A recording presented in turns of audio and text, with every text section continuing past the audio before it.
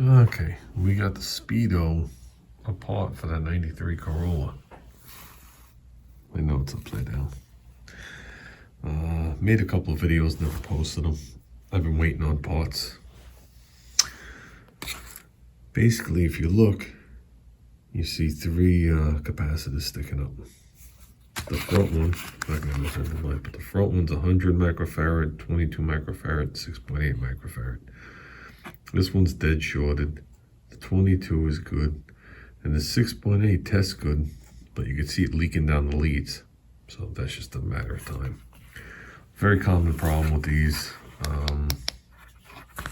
So that makes it kind of difficult and expensive to get another one. Well, it's not difficult. It makes it expensive to get another speedometer. And they're all used, so you don't know if they're good, bad, or how long they're going to last. And this one, I know it's upside down. This is 71,000 miles. I found them with ones in front of that, if you know what I mean. 171. 2 and change. 150,000 miles. I mean, I want to keep this accurate. The speedometer doesn't work at this point, but the odometer works. So that means it's the miles are working, but it just doesn't move. And that's important for this car. Do I care if it works? Absolutely not, truthfully. But it needs that signal to go to the ECU to tell the transmission what to shift.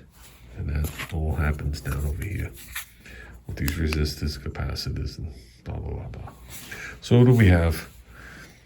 We have, I got this light on, I'm making people light. Actually bought myself a light today using a gift card. Here are the 6.8s. I had to buy 50 of them. 6.8 seem to be hard to find. Okay, here are the 22s. I think I got 10 of them, 8 of them, I don't even know. I think 10. Let's see if I got 10. And it looks like I have 8 100 microfarads is what it is. And a bag of other stuff that one of the guys sent me free. It even says free stuff on it. A load of resistors. I have no use for them right now. Toss them to the side. You never know in life. So, it took 68 pieces to fix 3. It's the only way I can get it. We're into this, all of this. Okay, shipped to the door for about 20 bucks.